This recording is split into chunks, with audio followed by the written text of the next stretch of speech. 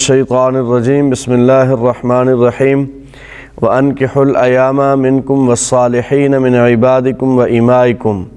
إِنْ يَكُونُوا فُقَرَاءَ يُغْنِهِمُ اللَّهُ مِنْ فَضْلِهِ وَاللَّهُ وَاسِعٌ عَلِيمٌ۔ اللہ جل شانہ سورہ نور کی ان آیات کا تذکرہ فرما رہے ہیں احکامات کا۔ تو شروع میں اس سورت کے شروع میں اللہ جل شانہ نے جو حکم نازل فرمایا تھا تو آغاز ہی اس بات سے فرمایا کہ یہ میری آیات ہیں، سورۃ انزلناہا وفرضناہا، کہ یہ ایک سورت ہے، ہم نے اس کو نازل کیا ہے، اس کی آیات اور اس کے احکامات کو فرض ہم نے کیا ہے۔ تو انداز سخت تھا وہاں پر بھی، چونکہ یہ انسانیت کی بہتری کے لیے ضروری ہے کہ انسان جو ہے وہ ایک قانون اور ضابطے کے تحت زندگی گزارے، یہ ضروری تھا۔ تو اس لیے اللہ جل شانہ نے اس کا آغاز بھی سخت لہجے سے کیا، اور پاک دامنی کا اللہ جل شانہ نے بیان فرمایا، جو پاک دامنی کو اختیار نہیں کریں گے تو ان کی سزا کا تذکرہ کیا۔ اب ظاہر بات ہے یہ ایک انسان کی جبلت ہے، انسان کی خاصیت ہے، انسان کی ضرورت ہے، وہ اللہ جل شانہ نے پیدا کی ہے، تو اس کے لیے اللہ جل شانہ نے بہترین حل بھی بتا دیا ہے۔ بہترین حل وہ اللہ جل شانہ نے فرمایا وَأَنْكِحُوا الْأَيَامَ مِنْكُمْ، اور نکاح کرو ان لوگوں کا تم میں سے جن لوگوں کا نکاح نہیں ہوا۔ جن کا نکاح نہیں ہوا تو اللہ جل شانہ فرما رہے ان کا نکاح کرو، صرف آزاد لوگ نہیں بلکہ ساتھ فرمایا وَالصَّالِحِينَ مِنْ عِبَادِكُمْ وَإِمَائِكُمْ، تمہارے غلام اور تمہاری جو باندیاں جو نیک اور صالح ہیں ان کا بھی نکاح کرو۔ تو مسلمان کے بارے میں ویسے بھی جناب رسول اللہ صلی اللہ علیہ وسلم کا فرمان ہے، بخاری شریف میں روایت ہے، دیگر حدیث کی کتابوں میں موجود ہے، نبی علیہ السلام نے فرمایا کہ النکاح من سنتی فمن راغب عن سنتی فلیس منی، کہ نکاح میرا طریقہ ہے اور جس نے میرے طریقے سے اعراض کیا، اس کو چھوڑ دیا، وہ ہم میں سے نہیں ہے۔ تو نبی علیہ السلام اس کی ترغیب دے رہے ہیں، اور کثیر تعداد میں روایات موجود ہیں اس کی فضیلت کے بارے میں۔ نکاح کے بارے میں اگرچہ فقہاء کا اس بات پر اختلاف ہے کہ نکاح کرنا سنت ہے یا نکاح کرنا واجب ہے۔ ایک بندہ عبادت میں ہی مگن ہو جائے، عبادت ہی کرتا رہے، تنہائی اختیار کر لے، وہ بہتر ہے، یا نکاح کرے اور عبادت جو ہے وہ فرائض ادا کرے پورے اور نفلی عبادت میں کمی رہ جائے، یہ بہتر ہے۔ تو اکثریت فقہاء کا یہی فرمان ہے کہ نکاح کرنا افضل ہے جو ہے نفلی عبادت سے۔ اس پر ان کے پاس دلائل موجود ہیں، اور نبی علیہ السلام نے صحابہ کرام کو اس بارے میں ترغیب بھی دی ہوئی ہے۔ اب ظاہر بات ہے کہ اللہ جل شانہ قرآن کریم میں ایک تو برائی سے منع کر رہے ہیں، دوسرا نکاح کرنے کا حکم کر رہے ہیں، نبی علیہ السلام اس کی ترغیب دے رہے ہیں۔ چونکہ بندے کا پاک دامن ہونا اسی چیز کے ساتھ وابستہ ہے، تو نبی علیہ السلام نے فرمایا تم نکاح کرو، کیونکہ نکاح کرنا یہ آنکھوں کو جھکا دیتا ہے۔ جو بد نظری کی طرف آنکھیں جاتی ہیں تو نبی علیہ السلام نے فرمایا نکاح کرنا آنکھوں کو جھکا دیتا ہے اور بندے کے اندر پاکیزگی اور طہارت کو پیدا کرتا ہے۔ بندے کی جو غلط روش ہوتی ہے، یعنی میں وہ لفظ نہیں بول رہا، اشارہ کرتے ہوئے اس کی غلط روش جو ہوتی ہے، نبی علیہ السلام نے فرمایا کہ اس سے نکاح حفاظت کرتا ہے۔ اب نبی علیہ السلام بھی ترغیب دے رہے ہیں، تو والد یہ جو لفظ آیا ہے نا وَأَنْكِحُوا، کہ نکاح کرو، یا تو یہ نکاح کرنے کا حکم جو ہے جمیع امت مسلمہ کو ہے کہ نکاح کو عام کیا جائے، نکاح کا رواج کیا جائے، اور یا پھر ہر بچے اور بچی کے والدین اور ان کے جو ولی ہیں ان کو یہ حکم کیا جا رہا ہے کہ وہ بر وقت اپنی اولاد کا نکاح کریں۔ اور پھر نبی علیہ السلام نے ساتھ فرمایا کہ بہترین نکاح، خیر اور برکت والا نکاح وہ ہے جو سستا ہوتا ہے، جس میں اخراجات کم ہوتے ہیں، جس میں جیسے ہمارے ہاں چونکہ ایک بہت بڑی مصیبت بن جاتی ہے نکاح کرنا، اور اس لیے کہ اس میں بے تحاشا اخراجات ہوتے ہیں، غیر ضروری اخراجات ہوتے ہیں، تو وہ وبال بن جاتا ہے۔ نکاح ایک بہت بڑی نعمت تھی اللہ جل شانہ کی،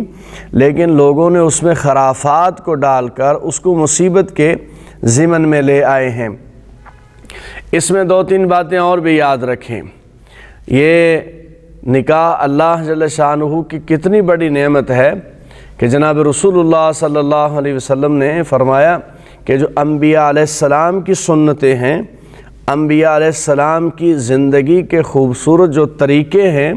چند طریقے نبی علیہ السلام نے بیان فرمائے، تو ان میں ایک طریقہ جناب رسول اللہ صلی اللہ علیہ وسلم نے نکاح کا بھی بیان فرمایا کہ نکاح کرنا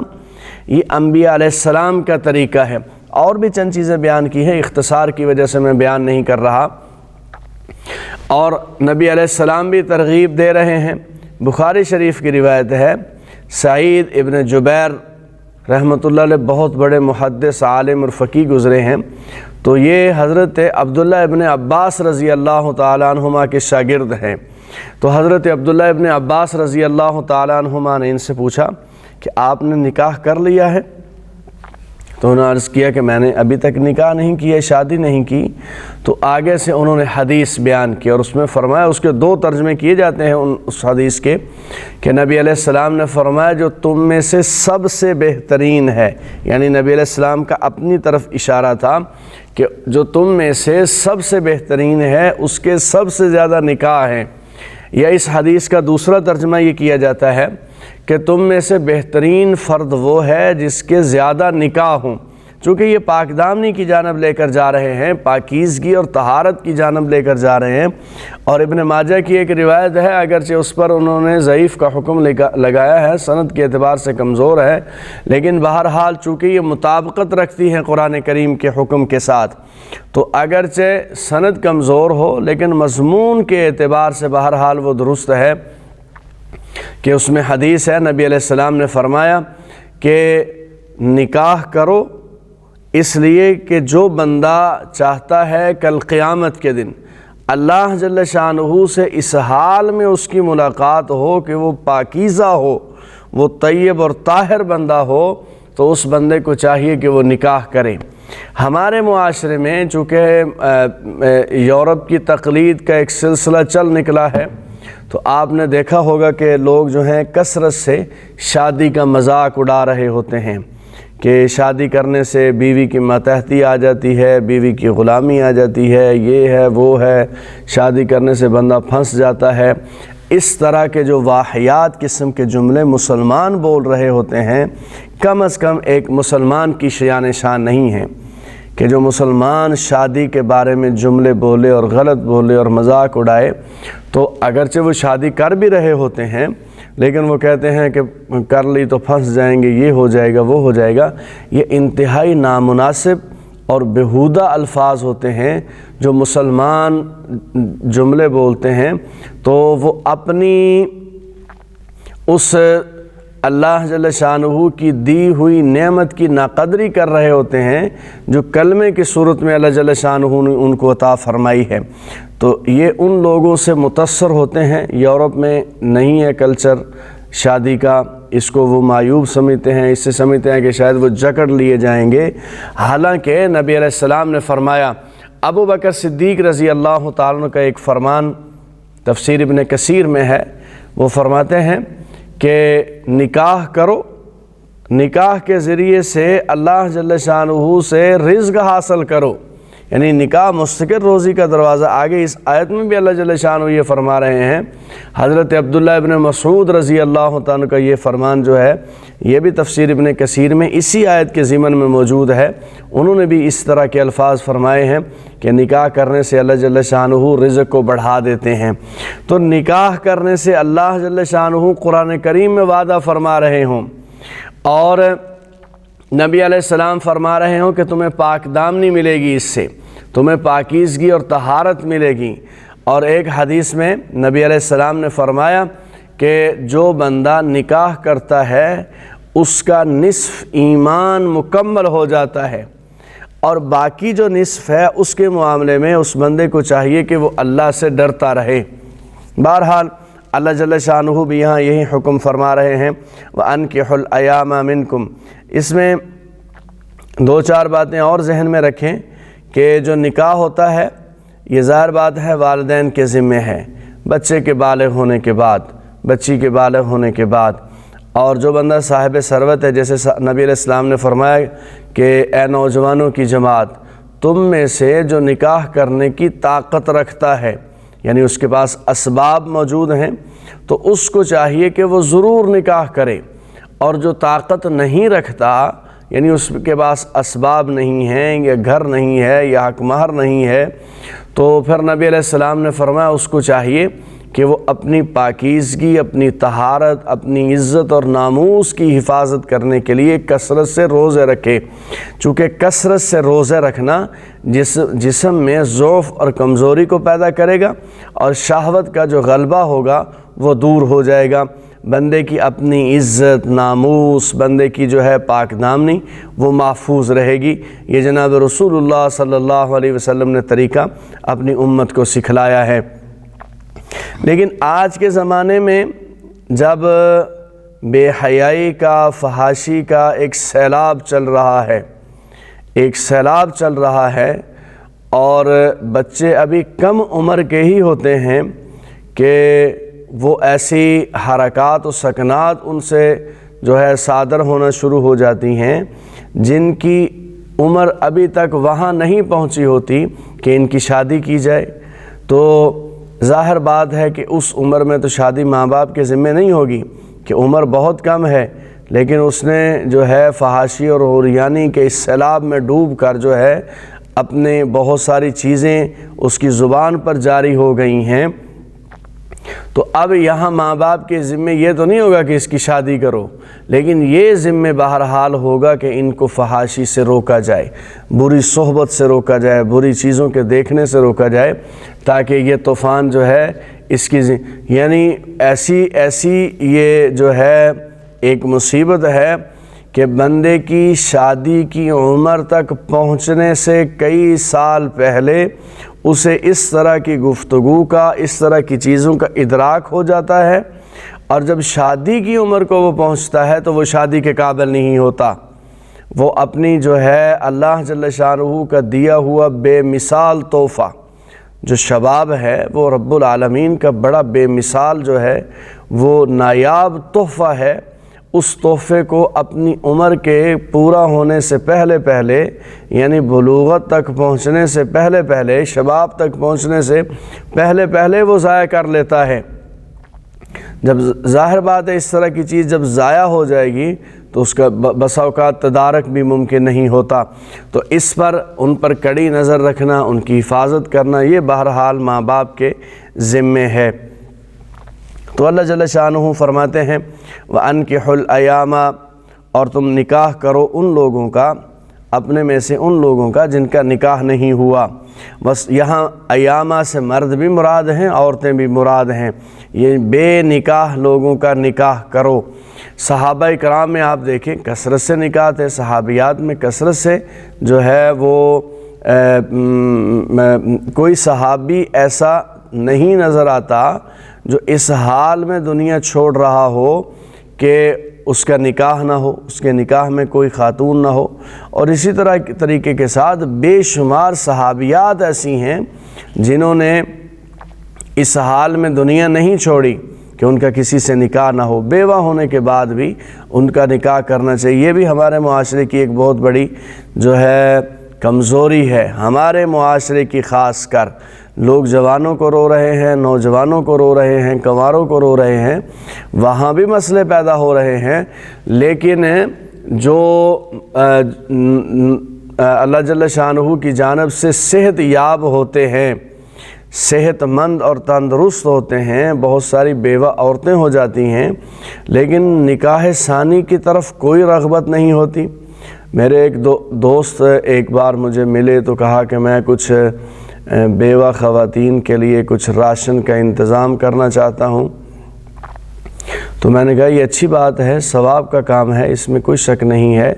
لیکن آپ ان کے نکاح کا انتظام کرو۔ آپ نے جتنی تغدو کرنی ہے وہاں ان کے تک روٹی کا نوالہ پہنچانے کی، اس سے بڑھ کر آپ کوشش کرو ان کے گھر والوں سے ملو، ان کو ترغیب دلو کہ یہ جو خاتون نوجوانی میں بیوہ ہو گئی ہے، خامد فوت ہو گیا ہے یا طلاق ہو گئی ہے، آپ اس کا نکاح کرو۔ آپ اس کو اسی جو ہے جوانی کی حالت میں یوں ہی چھوڑے ہوئے ہو، تمہیں اللہ کے عذاب سے ڈر نہیں لگتا، اللہ کی پکڑ سے ڈر نہیں لگتا؟ اور دوسرے لوگوں کو تیار کرو نکاح کرنے کے لیے، جو نکاح کرنا چاہتے ہیں ان کے رشتے کرواؤ۔ تو آپ اس جانب توجہ کرو۔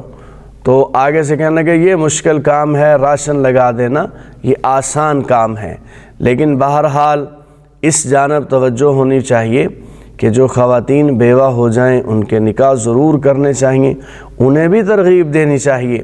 انہیں بھی ڈرانا چاہیے کہ آپ جو ہیں اللہ جل شانہ کی مرضی ہے، خامد فوت ہو گیا ہے یا طلاق ہو گئی ہے تو دنیا میں سب کچھ چل رہا ہے، لیکن تمہیں جناب رسول اللہ صلی اللہ علیہ وسلم کا یہ فرمان نہیں چھوڑنا چاہیے۔ تو اللہ جل شانہ فرماتے ہیں وَأَنْكِحُوا الْأَيَامَ مِنْكُمْ، تم نکاح کرو ان لوگوں کا جن کا نکاح نہیں ہوا، وَالصَّالِحِينَ مِنْ عِبَادِكُمْ وَإِمَائِكُمْ، اور اپنے غلام اور اپنے باندیوں میں سے جو نیک ہیں اور وہ پاک دامن رہنا چاہتے ہیں تو ان کا بھی نکاح کرو۔ پھر آگے بات ظاہر یہی ہوگی کہ ہمارے پاس پیسے نہیں ہیں، غریب ہیں، فقیر ہیں، تو اللہ جل شانہ فرماتے ہیں ان یکونوا فقراء یغنیہم اللہ من فضلہ، اگر تم فقیر ہو، مفلس ہو تو اللہ جل شانہ اپنے فضل کے ساتھ تمہیں غنی کر دے گا، اللہ جل شانہ اپنے فضل کے ساتھ تمہیں غنی کر دے گا۔ تو اس جانب تو توجہ جانی ہی نہیں چاہیے کہ مال آئے گا تو ہمارے معاشرے میں 90% نکاحوں میں جو تاخیر ہو رہی ہے اس کی وجہ یہ ہے کہ لڑکی والے چاہتے ہیں کہ لڑکے والے ہم سے کئی گنا زیادہ مالدار ہوں، اور لڑکے والے بدبخت اس نظریے پر بیٹھے ہوئے ہیں کہ جہاں سے ہم رشتہ لے کر آئیں وہ ہم سے کئی گنا زیادہ مالدار ہوں۔ اب دونوں طرف بدبخت لوگوں کی سوچ تو مال ہے۔ بخاری شریف کی روایت ہے، جناب رسول اللہ صلی اللہ علیہ وسلم نے حضرت ابو ہریرہ رضی اللہ تعالیٰ سے فرمایا کہ اے ابو ہریرہ، کسی عورت سے نکاح 4 وجہ سے کیا جاتا ہے، یعنی اس کے حسن و جمال کی وجہ سے کیا جاتا ہے، اس کے مال کی وجہ سے کیا جاتا ہے، اس کے حسب اور نسب کی وجہ سے کیا جاتا ہے، یا چوتھی وجہ جو ہے نبی علیہ السلام نے فرمایا وہ دین کی وجہ سے کیا جاتا ہے۔ جناب رسول اللہ صلی اللہ علیہ وسلم نے فرمایا تم عورت سے نکاح اس کے دین کی وجہ سے کرنا، اس کے مال، حسب، نسب اور اس کے جو ہے حسن و جمال کی وجہ سے نہ کرنا، اس لیے کہ باقی ساری چیزیں زائل ہونے والی ہیں، ختم ہونے والی ہیں، اور جب خاتون دیندار ہوگی گھر میں تو وہ سارے گھر کے ماحول کو دیندارانہ ماحول بنا دے گی، اور جب گھر کا ماحول دیندارانہ ماحول بن گیا تو اللہ جل شانہ کی رحمتیں اور برکتیں نازل ہوں گی۔ ہمارے معاشرے میں چونکہ لوگ مرد تو تعلیم حاصل کرتے ہیں دین کی، اور عورتوں کے بارے میں خاص انتظام نہیں ہوا جاتا، تو جب خاص انتظام نہیں کرتے تو اس کا نتیجہ یہ ہوتا ہے کہ بندہ بہت دیندار ہوتا ہے، لیکن اپنے گھر کے اجتماعی معاملات میں جتنی بے دینی اس کے گھر سے نکلتی ہے کسی گھر سے نہیں نکلتی۔ اس کی وجہ کیا ہے؟ اس کی وجہ یہ ہے کہ وہ پیچھے جو گھر میں خاتون بیٹھی ہوئی ہے نا، وہ بے دین ہے، اس کو اس بیچارے نے دین سکھایا نہیں ہے، اللہ اور اس کے رسول کی عزت، اس کی عظمت، ان کا مقام، ان کا مرتبہ، اس کی بات کی اہمیت اس کو سکھائی نہیں ہے، تو اس کے ذہن میں نہیں آیا۔ جب ذہن میں نہیں آیا تو وہ عین کسی اجتماعی موقع پر جو ہے سنت رسول کو بے دردی کے ساتھ وہ ضائع کرتی ہے، اللہ کے حکموں کو بے دردی کے ساتھ، اور یہ بندہ جو بیوی کو دین سکھا نہیں سکا سارا، یہ وہاں پھر مورخ کی صورت میں جو ہے وہ باتیں کر رہا ہوتا جو میں نے تو روکا ہے، میری تو مانی نہیں جاتی۔ بھئی آپ نے جب اللہ کے حکم اس کو سکھائے نہیں ہیں تو آپ کی کیسے مانی جائے گی؟ تو بہرحال اللہ جل شانہ فرماتے ہیں اگر تم فقیر ہو تو کوئی تمہیں فکر مند ہونے کی ضرورت نہیں ہے، اللہ جل شانہ اپنے فضل کے ساتھ تمہیں غنی کر دے گا، واللہ واسع علیم، اور اللہ جل شانہ جو ہے وہ جاننے والا اور جو ہے وسعت والا ہے۔ وَلْيَسْتَعْفِفِ الَّذِينَ لَا يَجِدُونَ نِكَاحًا، پھر اللہ جل شانہ فرماتے ہیں کہ وہ لوگ جو نکاح کرنے کی طاقت نہیں رکھتے، اسباب نہیں پاتے، تو ان لوگوں کو بھی چاہیے کہ وہ پاک دامن ہی رہیں۔ جو لوگ نکاح کرنے کی طاقت نہیں رکھتے ان کو بھی چاہیے وہ بہانہ نہ کریں جی میرا تو ہو ہی نہیں رہا، تو اس لیے وہ برائی کے راستے پر ان سے بھی اللہ جل شانہ خطاب کر رہے ہیں کہ جو لوگ نکاح کرنے کی طاقت اور قدرت نہیں رکھتے، اسباب ان کے پاس مہیا نہیں ہیں، تو ان کو بھی چاہیے کہ وہ پاک دامن ہی رہیں، حتیٰ یغنیہم اللہ من فضلی، یہاں تک کہ اللہ جل شانہ ان لوگوں کو بھی اپنے فضل کے ساتھ جو ہے وہ غنی کر دے۔ اللہ کے فضل کا انتظار کریں گے۔ جناب رسول اللہ صلی اللہ علیہ وسلم نے فرمایا 3 بندے ایسے ہیں کہ ان 3 بندوں کی اللہ جل شانہ نے مدد کرنے کا وعدہ فرما لیا ہے، اللہ نے اپنے ذمے لے لیا ہے کہ میں ان 3 بندوں کی ضرور مدد کروں گا۔ ان میں نبی علیہ السلام نے فرمایا ایک تو ایک غلام ہے جس نے اپنے آقا سے جا کر کہا، پہلے زمانے میں غلام ہوتے تھے، ابھی آیت آ رہی ہے اس کے بارے میں عرض کرتا ہوں، تو غلام ہوتے تھے، ایک غلام ہوتا تھا مکاتب جو اپنے مالک سے جا کر کہتا، یا مالک اس کا خود اس کو کہتا کہ اتنے پیسے کما کر مجھے دے دو میں تمہیں آزاد کر دیتا ہوں۔ اب یہ بندہ اپنی آزادی کے لیے کوشش کرتا ہے، تگ و دو کرتا ہے، بھاگ دوڑ کرتا ہے، تو اللہ جل شانہ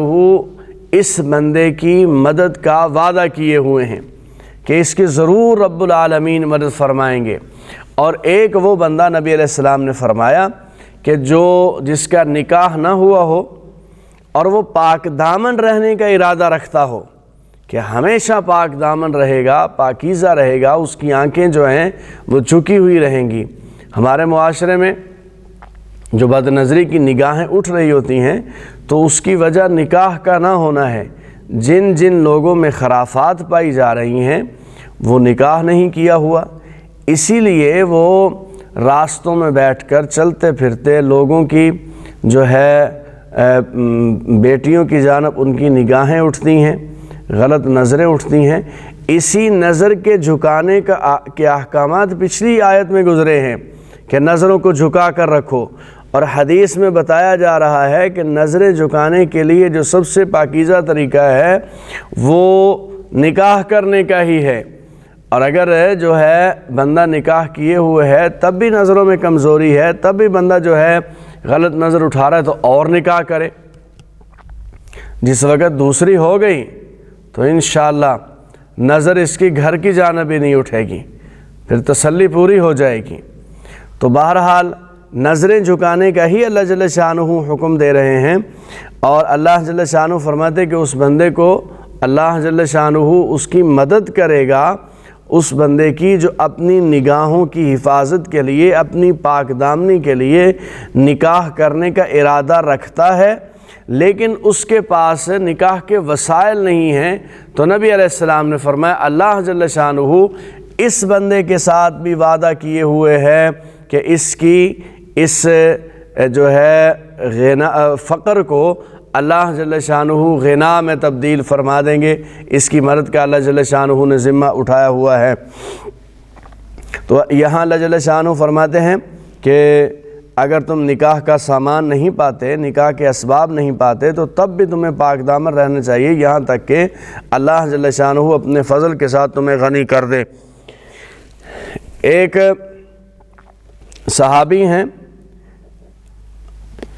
انہوں نے کسی سے کہا کہ تو نے نکاح کیوں نہیں کیا؟ تو اس نے کہا جی میرے پاس تو کچھ بھی نہیں ہے، میں غریب ہوں۔ تو انہوں نے فرمایا کہ تم اپنا وعدہ پورا کرو،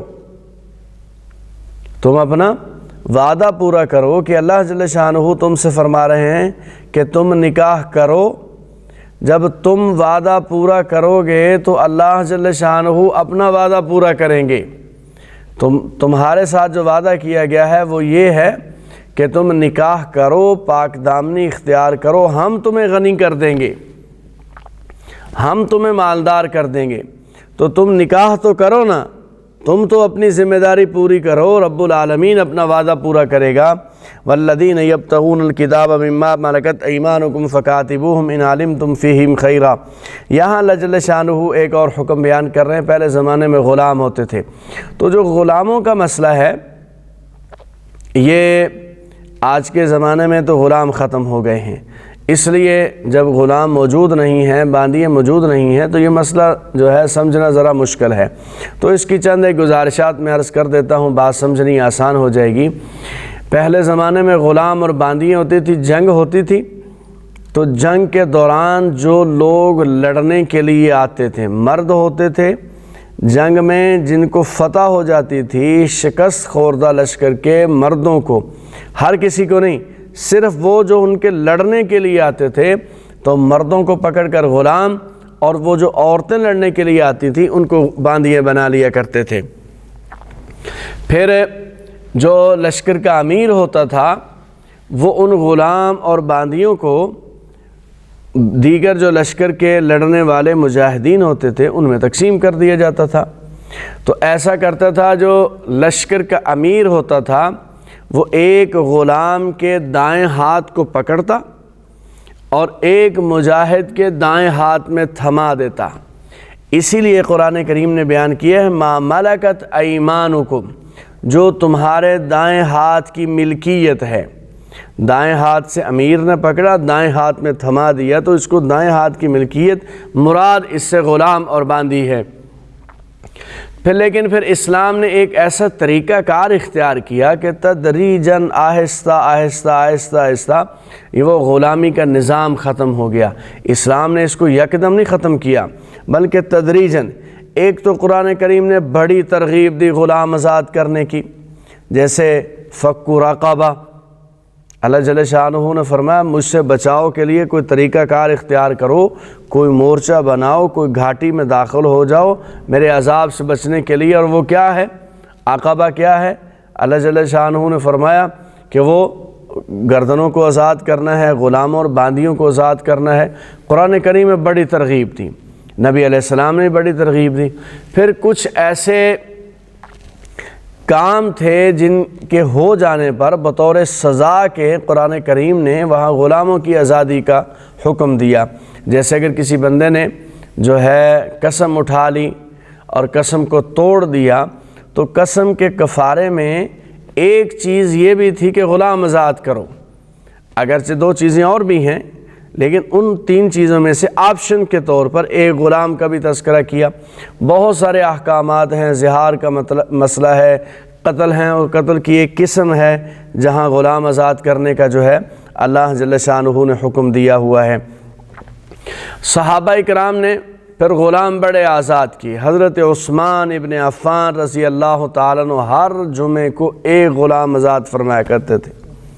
اور وہ فرماتے ہیں کہ میں نے کبھی کوئی جمعہ ایسا نہیں پڑھا میں نے غلام آزاد نہ کیا ہو، الا یہ کہ اس جمعے مجھے کوئی غلام بکتا ہوا ملا نہیں، تو اگلے جمعے پھر میں نے 2 آزاد کر دیے۔ اما عائشہ رضی اللہ تعالیٰ عنہ کے بارے میں ہے، تقریباً انہوں نے 4000 کے قریب غلام آزاد فرمائے، 4000 کے قریب غلام خرید کر۔ قرآن کریم نے بھی اس کی بڑی ترغیب دی ہے، اور اس پر نبی علیہ السلام نے فرمایا جو بندہ غلام آزاد کرے گا رب العالمین اس بندے کو جہنم سے آزاد کر دے گا۔ بڑی ترغیب دی اس کی، اور یہ بات چلائی یہاں تک کہ خلفائے راشدین کے زمانہ کے اختتام تک تقریباً یہ نظام جو تھا غلامی والا تقریباً یہ ختم ہو گیا تھا تقریباً۔ تو اسلام نے اس کے لیے جو ہے سب سے پہلے قدم اٹھایا ہوا ہے، سب سے زیادہ اسلام نے ہی غلامیت کو ختم کرنے کے لیے جو ہے ترغیب دی ہوئی ہے، اس پر اجر و ثواب کا وعدہ کیا ہوا ہے۔ تو اللہ جل شانہ نے فرمایا غلام آزاد کرنے کا بھی حکم تھا، کفارے کے طور پر بھی غلام دیے جا رہے تھے۔ ایک صورت قرآن کریم نے اور بتا دی، وہ یہ کہ کچھ غلام کما سکتے تھے۔ جو غلام کما سکتے تھے ان کے لیے اللہ جل شانہ نے ان کے مالکوں کو خطاب کیا اور فرمایا کہ تمہارے جو غلام تمہارے پاس آئیں اور کہیں کہ آپ ہمیں آزاد کر دو، جتنے پیسے تم کہتے ہو نا ہم تمہیں کما کر دے دیتے ہیں، وہ معقول بھی ہونی چاہیے کہ زیادہ نہیں ہونی چاہیے کہ مانگ ہی بندہ اتنے لے کہ وہ ادا نہ کر سکے۔ تو جو ہے اللہ جل شانہ کا یہ حکم آیا کہ جو غلام آپ سے بدلے کتابت کرنا چاہے، یعنی پیسے دے کر آزادی کرنا چاہے، تو اس کو منع نہ کرو، اس کے ساتھ یہ معاملہ تم کرو تاکہ غلام اور آزاد ہونا شروع ہو جائیں۔ بلکہ ساتھ حکم فرمایا کہ تم جو ہے اگرچہ تم نے اس سے کہا ہے کہ اتنے پیسے دے کر آزادی لے لو، لیکن آپ نے اپنی طرف سے بھی اس کی مدد کرنی ہے۔ جس غلام نے پیسے کما کر آپ کو دینے ہیں نا اپنی آزادی کے لیے، تو اللہ جل شانہ فرماتے ہیں جو میں نے تمہیں رزق دیا ہوا ہے نا، اس رزق میں سے کچھ نہ کچھ تم انہیں ضرور دو اپنے غلاموں کو،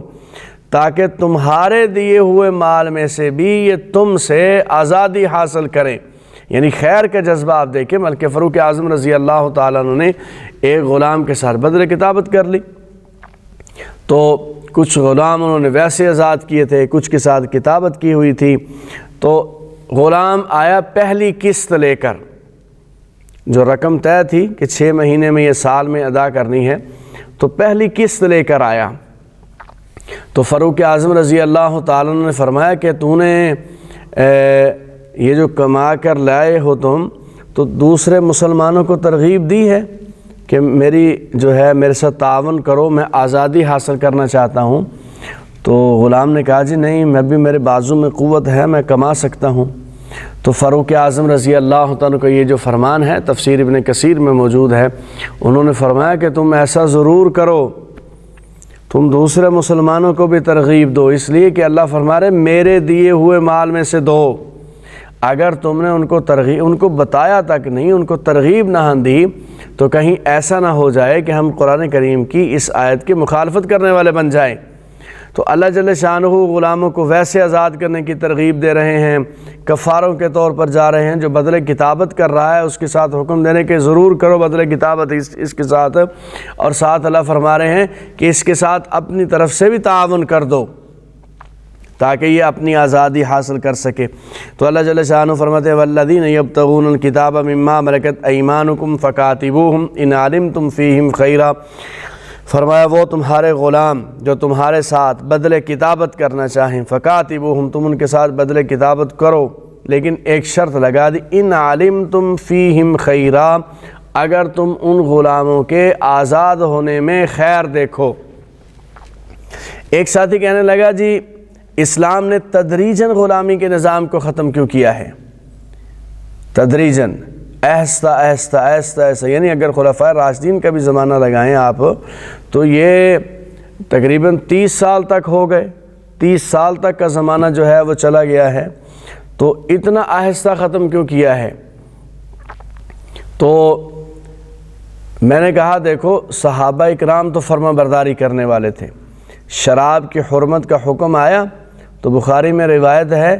کہ چند صحابہ ایک جگہ جمع ہو کر وہ جام چل رہے تھے، تو ایک صحابی نے آیت پڑھ کر سنائی کہ اللہ جل شانہ نے اس کو حرام کر دیا ہے، تو جام انہوں نے شراب کے اٹھائے ہوئے تھے وہیں پھینک دیے۔ اور سود کا جو ہے نبی علیہ السلام نے حرمت کا تذکرہ کیا حجۃ الوداع کے موقع پر، تو نبی علیہ السلام نے اعلان فرمایا آج کے بعد سود ختم، اصل رقم لے لو، سود ختم۔ تو فوراً صحابہ نے آمنا و صدقنا، فوراً اس کو قبول کیا، اس پر عمل کیا۔ یہاں نہیں حکم دیا گیا، اگر نبی علیہ السلام فرماتے جس کے پاس جتنے غلام ہیں سارے کے سارے آزاد کر دو، تو صحابہ ضرور عمل کرتے، لیکن اس سے نقصان ہو سکتا تھا۔ اس سے نقصان یہ ہو سکتا تھا کہ اتنی کثیر تعداد میں غلام تھے، اگر انہیں یک دم آزاد کیے جاتا تو وہ کوئی خرابہ کر سکتے تھے، چونکہ جو غلام ہوتا تھا وہ صرف بندے کا غلام نہیں ہوتا تھا، بلکہ اس غلام کی حرکات سکنات، اس کی جو ہے چلنا پھرنا ملنا، اس کے ساتھ جو ہے پوری جتنی بھی اس کی جو ہے حرکتیں ہوتی تھیں، اس کا مالک اس کا ذمہ دار ہوتا تھا، وہ مالک اس پر نکو آ کر کیا جاتا تھا۔ تو اگر سارے غلام ایک ہی بار میں آزاد کیے جاتے تو ممکن ہے یہی غلام جو ہے اپنی ایک فوج بناتے اور آزاد لوگوں کو نقصان پہنچانا شروع کر دیتے۔ تو اس لیے جو ہے اسلام نے تدریجاً آہستہ آہستہ تاکہ وہ غلامی سے بھی نکلیں اور اپنے وہ معاملات گھر بنانے میں، شادی کرنے میں، اس طرح زندگی گزارنے کے لیے وہ کسی طریقے سے اسٹیبل بھی ہو سکیں۔ تو اللہ جل شانہ نے بڑی حکمت اور بصیرت کے ساتھ جو ہے اس کا حکم دیا تاکہ بندے اپنی جو ہے طاقت اور وسعت کے مطابق اس پر عمل کر سکیں۔ پھر اللہ فرماتے ہیں تب آپ نے ان کو آزاد تب کرنا ہے ان علمتم فیہم خیرا، اگر تم ان میں کوئی خیر دیکھو۔ کچھ غلام ایسے ہوتے تھے جو غلام بھی ہوتے تھے لیکن ان کے اندر جو ہے نقصان پہنچانے کا عنصر موجود ہوتا تھا، وہ نقصان پہنچائے بغیر رہنے، جیسے آج بہت سارے لوگ ہیں تو آزادی ہر بندے کو پیاری ہوتی ہے، تو کچھ لوگ ایسے عادی مجرم ہوتے ہیں کہ ان کو پکڑا جاتا ہے، حوالات میں بند کیا جاتا ہے، لیکن جب وہ اپنی سزا کاٹ کر باہر نکلتے ہیں تو پھر جرم کرتے ہیں، پھر ان کو جیل میں ڈالا جاتا ہے، پھر سزا کاٹ کے نکلتے ہیں، پھر جرم کرتے ہیں۔ تو اس طرح کے لوگوں کو جو ہے وہ بند رکھا جاتا ہے چونکہ یہ عادی مجرم ہے۔ تو کچھ غلام بھی ایسے ہوتے تھے کہ جو لوگوں کو تکلیف اور نقصان پہنچانے سے باز نہیں آتے تھے۔ تو اللہ جل شانہ فرماتے ہیں ان کے ساتھ بدلے کتابت کر لیا کرو اگر ان میں خیر دیکھو تو۔ وَآتُوهُم مِّن مَّالِ اللَّهِ الَّذِي آتَاكُمْ، اور جو اللہ نے تمہیں مال عطا فرمایا ہے اس مال میں سے تم بھی کچھ دے دیا کرو ان کو۔ وَلَا تُكْرِهُوا فَتَيَاتِكُمْ عَلَى الْبِغَاءِ إِنْ أَرَدْنَ تَحَصُّنًا لِتَبْتَغُوا عَرَضَ الْحَيَاةِ الدُّنْيَا وَمَن يُكْرِهُنَّ فَإِنَّ اللَّهَ مِن بَعْدِ إِكْرَاهِهِنَّ غَفُورٌ رَحِيمٌ۔